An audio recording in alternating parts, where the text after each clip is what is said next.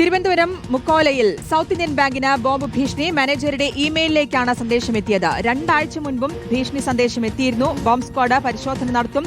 ഹരിമോഹനുണ്ട് വിവരങ്ങൾ നൽകാൻ. ഹരി, എപ്പോഴാണ് ഈ സന്ദേശം ലഭിച്ചത്? പരിശോധന ആരംഭിച്ചോ?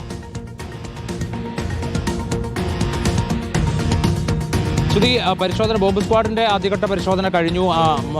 സംശയാസ്പദമായ നിലയിൽ ഒന്നും തന്നെ കണ്ടെത്താൻ കഴിഞ്ഞിട്ടില്ല എന്നുള്ളതാണ് മനസ്സിലാക്കുന്നത്. പക്ഷേ എങ്കിലും ഒരു മുൻകരുതൽ എന്നുള്ള നിലയ്ക്ക് ബാങ്കിലുണ്ടായിരുന്ന ജീവനക്കാരെ എല്ലാം പുറത്തേക്ക് മാറ്റിയിട്ടുണ്ട്.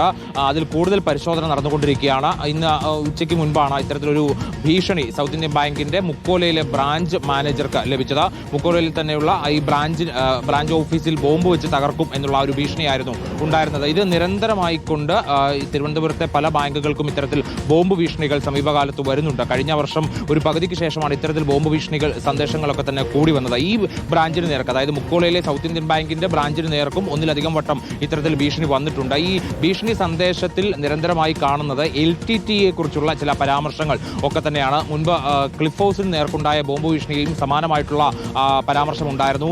ഇതിന്റെ വിലാസം തേടി ആളെ കണ്ടെത്താൻ അന്ന് നടത്തിയിട്ടുള്ള ശ്രമങ്ങളെല്ലാം തന്നെ പരാജയപ്പെടുകയായിരുന്നു. ഏറ്റവും ഒടുവിലായി 2 ആഴ്ച മുൻപാണ് ഇത്തരത്തിലൊരു ഭീഷണി സന്ദേശം ഇതേ ബാങ്കിൽ തന്നെ എത്തിയത്. അന്നും സമാനമായി തന്നെ പരിശോധന ബോംബ് സ്ക്വാഡിന്റെ ഭാഗത്തു നിന്നും മറ്റ് പോലീസ് ഉദ്യോഗസ്ഥരുടെയൊക്കെ സാന്നിധ്യത്തിൽ നടക്കുകയുണ്ടായി. പക്ഷേ അന്നും അനിഷ്ട സംഭവങ്ങളൊന്നും ഉണ്ടായില്ല. മാത്രമല്ല സംശയാസ്പദമായ നിലയിൽ കാര്യങ്ങളൊന്നും കണ്ടെത്താനും കഴിഞ്ഞില്ല. ഇന്നും അതേപോലെ തന്നെയായിരുന്നു. എന്തായാലും മുൻകരുതൽ എന്നുള്ള നിലയ്ക്ക് കൂടുതൽ ഇതുമായി ബന്ധപ്പെട്ടുകൊണ്ടുള്ള പരിശോധനകൾ നടന്നു വരികയാണ്. ശ്രുതി, ഹരിമോഹനാണ് വിവരങ്ങൾ നൽകിയത്.